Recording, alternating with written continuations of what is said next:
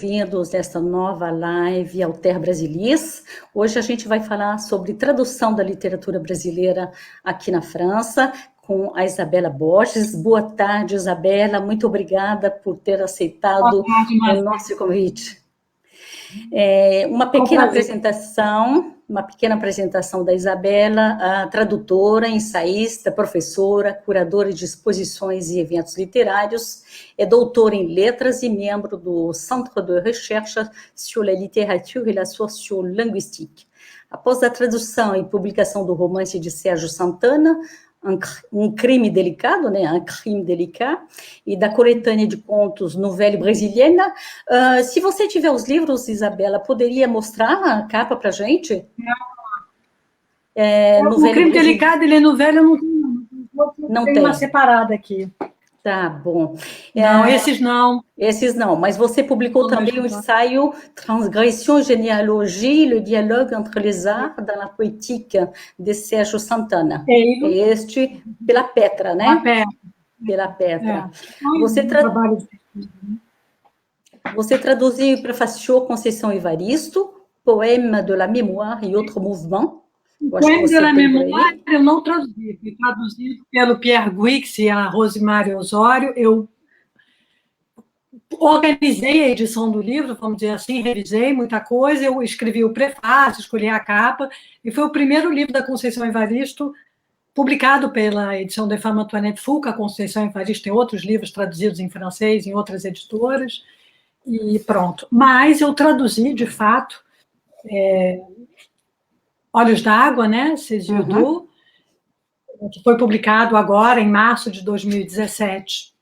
Saiu também pelas edições de Femme Antoinette Fouque, uma belíssima capa com o trabalho da Adriana Varejão, e o título escolhido pela Christine Villeneuve, né, que escolheu Césiodô, e é uma antologia de contos lindíssima, fortíssima, da Conceição.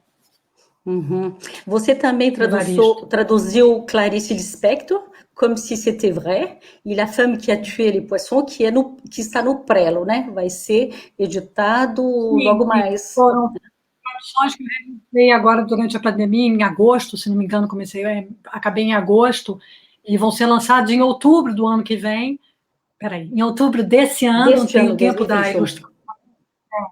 Outubro de 2021, ele está sendo ilustrado nesse momento. E a Clarice Lispector, que você traduziu, ela é editada, a Edição de Femme traduziu, já publicou uma série de livros da Clarice, eu acho que com os teus completa todas as obras. Eles têm praticamente todas as obras da Clarice, inclusive, exceto Maçã no Escuro, que foi publicado pela Gallimard, com Le Bâtisseur de Ruines, a Gallimard que tem os direitos. E a Edição de Femme Antoinette Fouque não somente publica constantemente, retraduz Clarice Lispector, né? Por exemplo, esse lindíssimo, essa antologia de contos de Clarice maravilhosa, que foi lançada em 2018, se não me engano, como também faz um trabalho de divulgação da obra da Clarice, né? Você sabe que a edição de Femme Antoinette Fouque possui uma biblioteca, que eles chamam de Biblioteca das Vozes, são livros lidos. Então, por exemplo, a Clarice é lida por Fanny Ardant. Em agosto, nós participamos de um evento para o centenário do nascimento da Clarice, no Museu de Arte Judaica, no Marais, em Paris. Enfim, elas fazem realmente um trabalho incrível em torno da Clarice Lispector. A Antoinette Fouque, que fundou a editora, dizia que a gente podia chamar a edição de Femme Clarice Lispector, porque o trabalho, e é isso que é bom, já estou falando de tradução, é isso que é interessante do trabalho do tradutor, como eu enxergo, como eu vejo o trabalho do tradutor, é que as obras literárias, tanto a Clarice Lispector quanto a Conceição Evaristo, as obras ficcionais dela, iluminam e são iluminadas pela teoria, pelo pensamento teórico da Antoinette Fouque. Então tem uma espécie de comunhão, elas são recebidas como se elas fossem recebidas em casa por essa editora. Então, Isabela, fala mais então sobre a tua visão da tradução. Como é que eu traduzia para você? O que é uma boa tradução? Quais são os elementos necessários para se traduzir? Muita curiosidade, mas não só, muito rigor também, não ter medo de... Eu falo de mim... Eu acho que não existe um bom tradutor e um mau tradutor. Bom, deve haver boas traduções e péssimas traduções, com certeza, né? Mas acredito que na maioria das vezes as traduções que não valem a pena ser publicadas não são publicadas. Mas eu acho que cada tradutor desenvolve um pouco a sua metodologia. Eu estou traduzindo, nesse momento, textos da Antoinette Fouque, que fazem parte do livro Il y a deux sexes, que foi publicado pela Gallimard.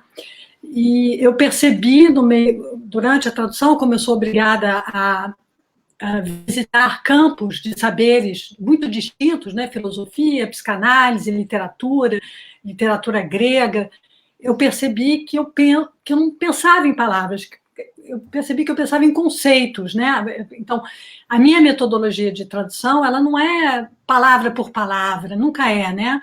Mas ela não é também nas equivalências das metáforas, né? Às vezes a gente tem o equivalente da metáfora em francês, mas não tanto. Então, eu tento perceber, por exemplo, qual é a abordagem que o autor tem dessa metáfora, né? Como ele chega nela, que às vezes a gente pode passar para outro lugar no livro. Eu acho que a tradução é um comércio transacional entre diferentes campos de saberes, entre diferentes línguas, obviamente, entre diferentes subjetividades, a do autor, da autora, do tradutor, da tradutora, e que isso tem que ser levado muito a sério, né? Eu sou uma tradutora, eu me considero lenta, eu demoro para traduzir, eu releio, eu retomo os textos, etc., etc., eu vou procurar, às vezes, a origem daquele pensamento, né? Qual é a genealogia daquele momento, daquela história, né? Se ela vem de um diálogo com outras obras, eventualmente, com outros autores, ou com outras obras não forçosamente literárias, às vezes picturais, iconográficas, né?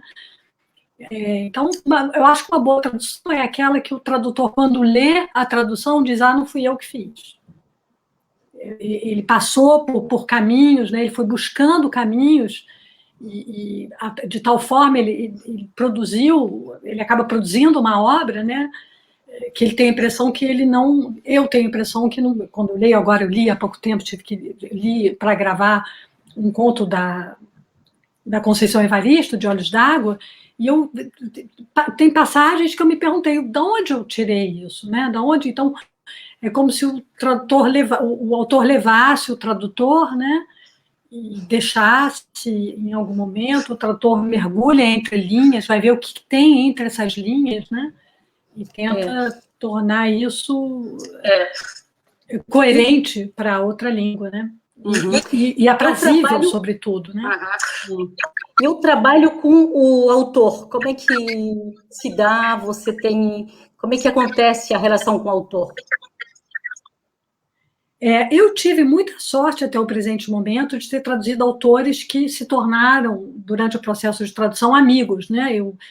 Quando comecei a traduzir o Sérgio Santana, eu conheci o Sérgio Santana na rua, assim, o Crime Delicado foi realmente um momento epifânico para mim.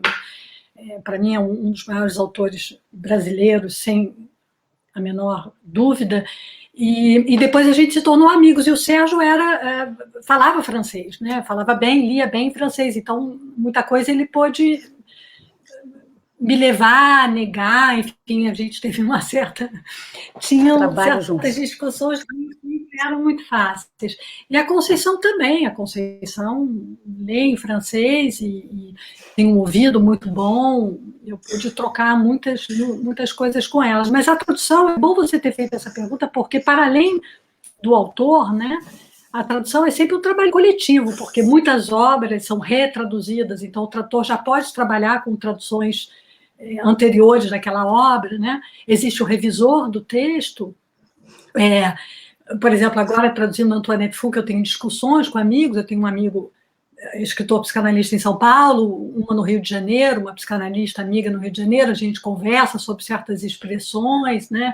Eu converso com as editoras também para entender, porque a dificuldade, por exemplo, dessa minha última tradução, mas é quase sempre isso, mas agora talvez de maneira mais intensa, é que não somente são conceitos novos, como também é uma língua nova.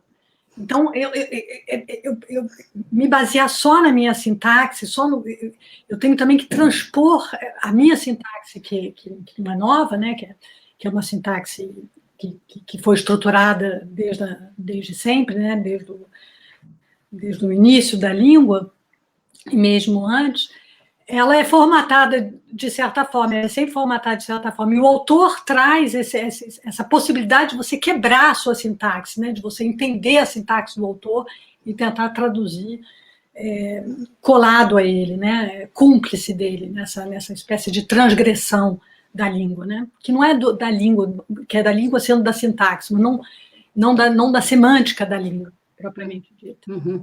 E a relação com o editor, Isabela, como é que acontece? O editor vem e te pede, ou você que escolhe o teu livro e vai falar com o editor? Como é que é essa relação tradutor-editor? Nos últimos anos, o Crime Delicado eu queria absolutamente publicar, eu não tinha editor, eu traduzi o Crime Delicado trabalhando enquanto professora, e um dia um editor quis publicar, inclusive a partir do Crime Delicado quis até fazer uma coleção de literatura brasileira, aí foram lançados outros livros, né, os contos os contos, a coletânea de contos, e também o Godofredo de Oliveira Neto e o Domício Proença Filho também, com a Capitu. Enfim, teve toda uma coleção que foi lançada. Normalmente, né, o editor escolhe o tradutor, ou o editor, classicamente a gente vai dizer, o editor escolhe o tradutor, já tem uma obra, ou um agente trouxe, ou ele quer traduzir aquela obra, ele tem tradutores que trabalham para ele. Eu acho que o tradutor é um excelente difusor de literatura, porque ele está sempre lendo, eu recebo muitas obras de pessoas que gostariam de ser traduzidas. Existe também essa abertura, né, de propor para uma editora, mas nem sempre as editoras são muito acolhedoras nesse respeito. Foi o que aconteceu com a Edição de Fama, elas foram super acolhedoras, né? Teve a ideia de traduzir os poemas da Conceição, alguns poemas foram traduzidos por uma colaboradora da editora que era portuguesa, as diretoras da Edição de Fama se encantaram pelos poemas, e aí o trabalho começou, né? Todo o trabalho em torno da obra da Conceição começou. Mas eu acho que seria interessante até os tradutores se unirem, sei lá, formarem uma espécie de tradutores independentes, como a gente tem editores independentes, livreiros independentes, se ajudarem, né, e, de certa forma, e começarem a propor obras, propor obras, porque claro que quando se cai num grande editor como Gallimard, um editor que tem uma estrutura sólida, etc., etc., é uma garantia de venda, mas nem sempre o livro tem a ver com a editora, né? O interessante é quando existe justamente essa comunhão, e que a editora trabalha o livro, trabalha não só para vender, trabalha porque reconhece o valor daquela obra dentro da sociedade para a qual ela foi transposta. Então, você pode propor, o tradutor pode propor, claro, não é o que se faz classicamente falando, mas existe essa possibilidade, sim. No entanto, os auxílios para a tradução são sempre feitos via editor. Eu não tenho conhecimento de um tradutor propor uma obra e ter um auxílio de uma grande instituição, como o Centro Nacional do Livro ou a Biblioteca Nacional, para traduzir aquela obra. É necessário que haja a garantia do editor, da publicação e do editor. Isabela, um trabalho que analisou entre 2000 e 2013, da Carla Spezia, fala que 75% das traduções de literatura brasileira foram de prosa e 20% de poesia. Você traduziu romance, poesia, crônicas. O que você gosta de traduzir? Não importa quais são as tuas preferências. Gosto de traduzir tudo. Eu gosto de traduzir tudo me interessa, sinceramente. Faço um trabalho jurídico também, eu gosto, acho interessante, tem sempre uma terminologia nova, jargões, eu gosto de traduzir tudo. No momento em que eu estou traduzindo algo, é a minha tradução preferida. Nesse momento eu estou traduzindo teoria e diálogos, né, entre essa pensadora, Antoinette, e outras pessoas, como atrizes e outros pensadores como ela, e acho isso muito interessante. Eu andei traduzindo alguns poemas também, tive encomendas de poemas, adorei, gostei do resultado, fiquei feliz, acho que a emoção conseguiu vai conseguir chegar ao leitor desses poemas em francês. Não tenho preferência. É claro que o romance tem o rio do romance que te leva, né? E, de repente, você ouve a voz do narrador em francês, você começa a vê-lo andando pelas ruas de cidades francesas, né? O romance tem esse tempo, essa economia do romance te dá um tempo, né? Para sentir o narrador quase carnalmente. Mas eu senti isso nos contos da Conceição também. Por acaso, durante a tradução, eu fui no Brasil, eu tive um choque. Eu percebi, não somente... Aliás, uma coisa que eu gostaria de dizer, já que eu falei Brasil e choque, hoje é dia 31 de março, né? 31 de março de 1964, o Brasil sofreu um golpe militar que custou a vida de muitas pessoas e um atraso em termos de desenvolvimento intelectual, social, psíquico do povo brasileiro. Então, eu estou de luto, hoje para mim é um dia de luto, né? Não, é um aniversário que nós brasileiros não comemoramos, nós choramos, e ditadura nunca mais. Então, era só para passar essa mensagem, já que eu falei. Ditadura nunca mais, com certeza. Isabela, aparentemente a literatura brasileira é mais traduzida aqui na França que em país de língua inglesa, né? Num trabalho da Teresa Dias Carneiro, da Universidade Federal do Rio de Janeiro, mostra que entre 1822 e 1994, 165 obras brasileiras foram traduzidas para o inglês, americano, todas as línguas do inglês, né? Ora, o trabalho da Carla Spezia 2000 e 2013, né, 14 anos, aponta 193 obras publicadas, romance, poesia, contos. Como é que você acolhe essa realidade? É um número que me chamou a atenção, e eu pensei que a literatura inglesa, por causa da língua, que é muito mais, digamos, universal que o francês, mas o que acontece que a literatura brasileira é mais traduzida aqui na França? Bom, o francês é a segunda língua mais traduzida no mundo, né? A gente tem que ter consciência disso. Existe realmente uma penetração da literatura francesa no mundo inteiro. Então, existe essa penetração no Brasil, né? O Brasil lê autores contemporâneos, clássicos franceses, teoria francesa, etc, etc. Então, isso já é uma abertura, porque quando se lê, de certa forma, se lê os franceses, acho que há também uma tendência a que a França tenha um interesse pela literatura brasileira. A gente teve, nos anos Lula e Dilma, né, um imenso incentivo a tradução, o Salão do Livro, onde o Brasil era o convidado principal, e divulgação, e houve realmente uma grande importância, muitos jovens autores, ou não jovens, mas não ainda traduzidos, foram traduzidos e publicados em francês. Isso tudo ficou um pouco mais lento, mas não tanto. Você vê as edições de Femmes estão lançando novamente Clarice Lispector, vão provavelmente lançar o último livro. Enfim, não posso falar enquanto não for lançado, vou ficar... Não vou falar, fica no segredo. Então, tem outras editoras, Metayer faz um trabalho extraordinário, né? A Paula Sanot traduz e publica também na editora dela. Chandem faz um trabalho extraordinário com literatura portuguesa e francesa. Agora, eu acho que, eu sempre digo isso, espero me enganar, eu acho que existe um mito junto aos livreiros de que literatura brasileira não vende. Talvez porque haja ainda, tendo em vista a força da musicalidade brasileira, da cultura brasileira em torno da sua musicalidade, talvez ainda não tenha uma consciência na França, no resto do mundo, da importância da literatura brasileira, né? Clarice Lispector é, para mim, uma das maiores autoras mundiais. E temos outros no Brasil, né? Temos autores de uma força de expressão e de uma capacidade de desenvolver o espírito crítico no outro, de abrir veredas e caminhos, tanto quanto autores franceses contemporâneos e clássicos. Isso tudo é necessário que haja uma política do Estado, né, para o desenvolvimento da cultura brasileira, para além dos aspectos folclóricos, né, o carnaval, o futebol e esse tipo de coisa. Mas eu tenho totalmente confiança. Eu acho que a gente tem agora, na França, um maior interesse, cada vez maior interesse, ainda que isso não se traduza, talvez, por venda de livros e publicações, mas quando eu cruzo público, quando eu falo das traduções, ou falo da literatura brasileira, eu sou sempre muito bem acolhida, as pessoas têm curiosidade. E no Brasil, a gente tem cada vez mais jovens editores, né, que estão tecendo pontes com a Europa, com Portugal, com a França, com a Inglaterra, pesquisadores brasileiros em universidades internacionais, no mundo inteiro. Então, eu tenho confiança, eu acho que não, com o tempo, a gente...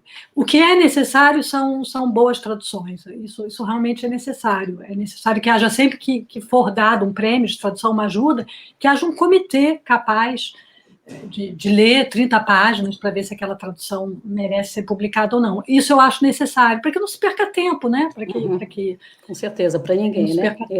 E você falou dessa necessidade de uma política, né?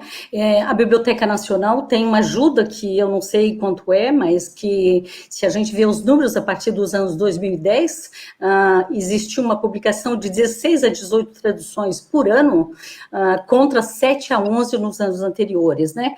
Mas é ainda muito pouco. Como é que a gente pode fazer mais? Houve um crescendo, né? Houve um crescendo, isso aumentou e foi aumentando até 2016, como eu disse, em 2015 nós tivemos, né, esse fantástico Salão do Livro, em 2017 ainda, né? Ainda houve alguma 2016, 2015 foi realmente um ano do Brasil, assim, em termos de literatura, se falou, se ouvia, autores que não vieram ao Salão do Livro foram lidos, foram criticados, artigos em jornais e tal. Eu repito, eu acho que isso está acontecendo, isso vai acontecer. Essas pontes, a interface cultural internacional, enfim, para o tradutor, sobretudo, ela nunca mais vai poder ser rompida. Esse interesse pelo Brasil, apesar da ausência de políticas públicas agora, ao contrário, né, da degradação da imagem do Brasil no mundo diante do que está acontecendo, infelizmente, né? Mas isso a gente vai recuperar isso. A gente vai. Eu tenho total confiança. Eu acho que é necessário. Agora seria necessário um pouco que no Brasil a gente lesse pessoas que pensaram mais de 68, sabe? Que viveram mais de 68, que pensaram mais de 68, que viveram uma espécie de distopia nos anos 80, né, com um retorno no que não se esperava mais, de uma direita mais dura, de um capitalismo selvagem, etc, etc. Eu acho que a gente precisa pensar esse momento que a gente está vivendo e sair dele mais inteligente, mais forte, mais democrata, né, sobretudo, mais humano também, se é possível, né, que a gente desça do salto alto e, como diz o Miyakoto, eu gosto muito, vai se sujar um pouco na vida, na própria vida, para ter pé com a realidade e pensar diferente, né? Tentar pensar um pouco além da televisão, do WhatsApp, desse tipo de coisa.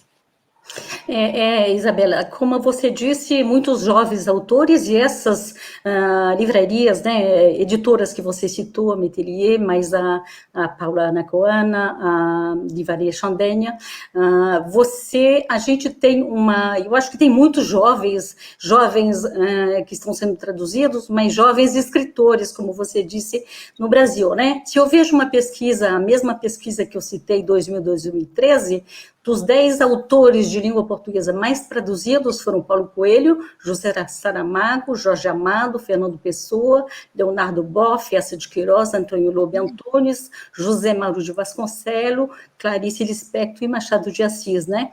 E você... Que time, hein? Pois é, que time, né? Mas eu vi que somente... Ler e reler. Mas então, só Paulo Coelho, né, e o Leonardo Boff estão vivos, e você traduziu, a gente está vendo a importância da Conceição Evaristo no Brasil, mas aqui também, né, a gente espera que ela receba todos os prêmios da literatura brasileira.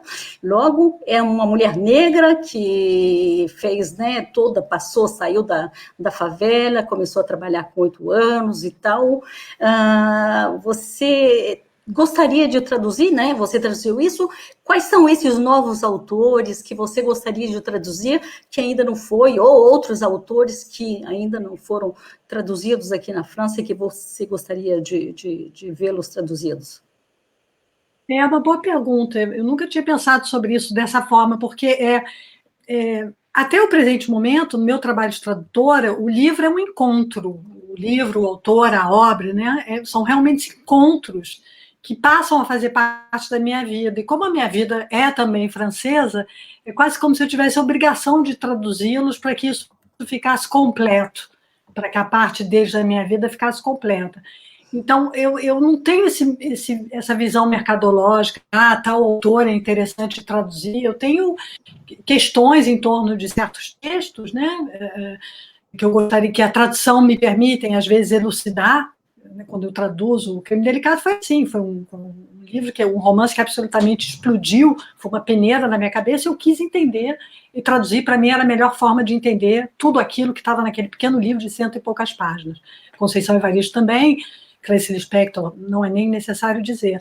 Então, eu não tenho um autor. Eu acho que eu gosto de ser solicitada, sabe? Quando um autor, ou a obra me solicita, porque eu li e não quero mais viver sem essa obra, de certa forma, ou quero passar um tempo com essa obra, né? Por exemplo, a Antoinette Fouque, eu tô um ano no caminho com ela, eu vou com ela à praia. Quando eu estou no supermercado, tem coisas que eu penso sobre ela, e às vezes a palavra vem, eu estou no ônibus, você vai vivendo com a obra daquela pessoa e com a pessoa também. Então, claro, eu gosto de traduzir literatura contemporânea muito, adoro, e estou totalmente aberta, mas não tenho, assim, nesse momento eu estou realmente imersa nessa tradução da Antoinette Fouque, que as editoras, inclusive, lançaram em bolso boa parte da obra dela em bolso. Então, eu gostaria, por exemplo, eu adoraria acabar Il y a deux sexes, os sexos são dois, e partir para a Gravidanza, que é uma obra que também me mexeu muito comigo, uma obra teórica, tá? Um livro teórico, perdão, Gravidanza. E isso, ao mesmo tempo, seria bom agora fazer uma pausa literatura, uma pausa ficção depois da teoria. Então, eu vou ver como é que eu devo acabar agora, final de abril, a tradução, entregar agora, final de abril. Então, vou esperar um pouco para ver, sem ânsia, qual será o novo desafio. Beleza, o novo desafio, eu estou lembrando que a gente não falou de literatura infanto-juvenil. A gente viu na lista dos 10 o José Mauro de Vasconcelos, com o Meu Pedro Laranja Lima, que é muito conhecido por aqui, né? Mas depois a gente viu Ana Maria Machado, né, o último salão onde o Brasil foi homenageado, e outros autores. Como é que você vê a literatura? Não? Como é que você vê a literatura infanto-juvenil, a tradução da literatura infanto-juvenil aqui na França? Acho que talvez haja uma abertura maior do que a literatura não infanto-juvenil, porque justamente tem esses autores, né? Ana Maria Machado ganhou o maior prêmio de literatura infanto-juvenil do mundo, né? Que é o Andersen. E Clarice Lispector já tem muita coisa dela, infanto-juvenil, não realmente, né? A Clarice a gente nunca sabe se é totalmente infanto-juvenil. Acho que é uma grande abertura. Bom, o José Mauro de Vasconcelos, ele é lido aqui na escola há muitos anos, né? Eu me lembro que o Manuel Valls, no Salão do Livro, veio ter conosco no estande do Brasil e disse que ele tinha lido Meu Pé de Laranja Lima quando ele era primeiro-ministro aqui na França. Então, já existe já é um clássico da literatura infanto-juvenil. Uhum.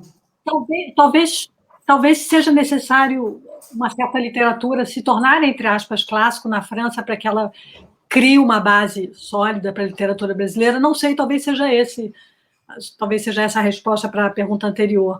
Mas sim. Até porque criança não vê nacionalidade, né? Uhum, não é? Tem isso também. Elas que compram os livros, mas elas entram na história, elas se abandonam na história do outro, talvez com muito mais facilidade do que os adultos, talvez. Uhum.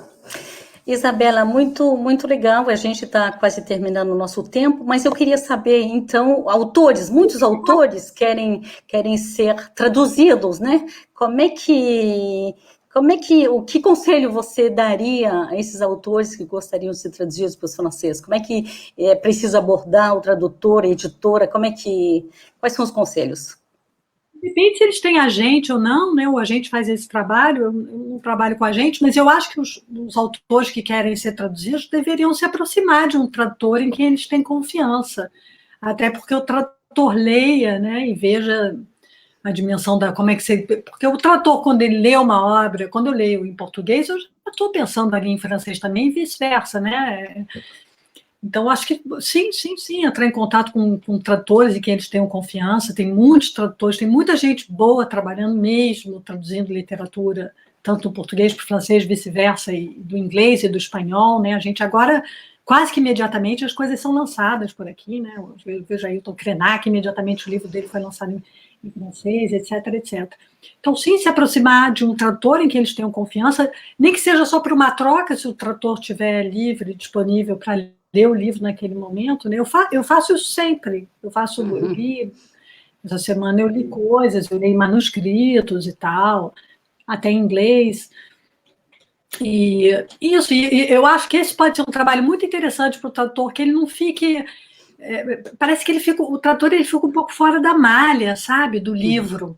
Tem isso, né? O tradutor tem que estar dentro, completamente dentro da malha do livro, da malha educacional. Eu defendo a ideia de que a tradução, como eu disse há pouco, a tradução deveria ser uma disciplina ensinada na escola, não para que a criança, ou adolescente, ou jovem adulto na faculdade se torne tradutor, mas para que ele desenvolva essa capacidade de mergulhar domínios culturais e sociais diferentes, de passar de uma língua para outra. É sempre bom, mais que bom, isso pode trazer, aumentar a capacidade da pessoa de ler outros livros, né, de entender outros livros, e pronto. Beleza, Isabela. Você voltou, você tinha desaparecido. Eu estava. Eu queria fechar esse trabalho, essa live sobre a tradução de literatura brasileira, te agradecendo, claro, mas fazendo uma homenagem a você como tradutora, mas outros tradutores, para citar só alguns, né? Geneviève Leibrich, Dominique Stonesco, Cécile Tricoire, Richard Roux, Raquel Oziel, Michel Riodel, Monique Lemoine, Anne-Marie Kim, Antônio Charren e tantos outros, né? Eu acho que é realmente um trabalho... Pela Maison e Cláudia Poncion fazia um trabalho com Clarice Lispector impressionante, de La Maison, com quem eu sempre tenho o prazer de dividir momentos como agora. Sim, tem muita gente interessante. Eu acho que a gente tinha que ter trocas entre nós também, tem que ver como é que isso pode, até para apoiar o estatuto do tradutor aqui na França, né, como os autores estão tentando fazer. Beleza, sim, então obrigada pela homenagem. Fica então o convite para os tradutores, né? Espero que a gente consiga realmente fazer a literatura brasileira brilhar e existir, quanto mais, melhor aqui na França. Muito obrigada.